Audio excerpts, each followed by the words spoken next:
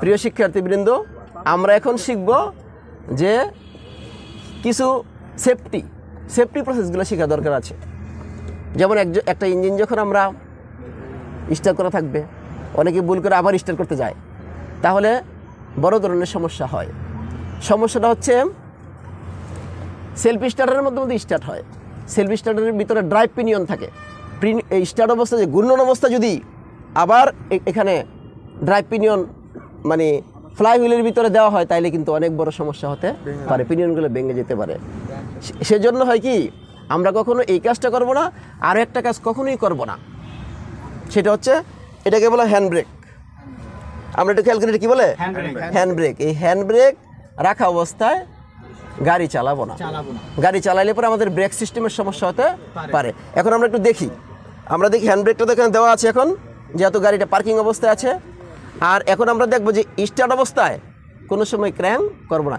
এখন আমরা ইঞ্জিনটা স্টার্ট করব, ইঞ্জিন স্টার্ট করি। এই যে স্টার্ট করলাম, একটু সেলফ দিলাম। সেলফ দিলে এই সেলফ দেওয়াটা হলে ঘড়ির কাঁটার দিকে খেয়াল করতে হবে। কোন দিকে? ঘড়ির কাঁটার দিকে। আমরা বুঝি না ঘড়ির কাঁটা যেদিকে ঘুরে, ঘড়ির কাঁটার দিকে এরকম আমরা, এই যে আছে না, অন হয়ে গেছে না? এখন আমরা সেলফ দিব, এই যে অন হয়ে গেছে। তো খেয়াল করি যে ড্যাশবোর্ডের দিকে খেয়াল করি, আমরা ড্যাশবোর্ডে বাতি জ্বলছে, অন হয়ে গেছে। এখন আমরা সেলফ দিব, স্টার্ট হয়ে গেছে।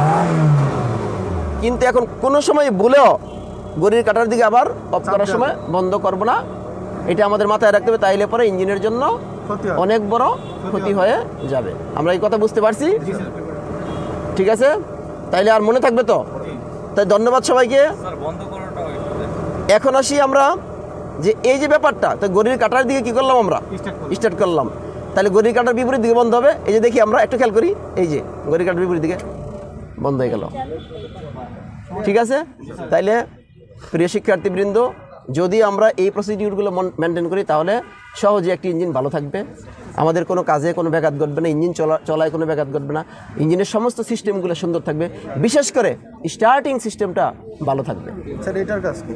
এটা হচ্ছে একটা হর্ন সুইচ। এই যে হর্ন সুইচ, হর্ন তো ওখানেও আছে। ধন্যবাদ সবাইকে এটা মনে রাখার জন্য। এটা যদি আমরা মনে রাখি, তাহলে অবশ্যই আমাদের সুন্দরভাবে গাড়িটা পরিচালনা করা যাবে, ইঞ্জিন পরিচালনা থাকবে, ইঞ্জিনের মেনটেন্যান্স ভালো থাকবে। জি স্যার।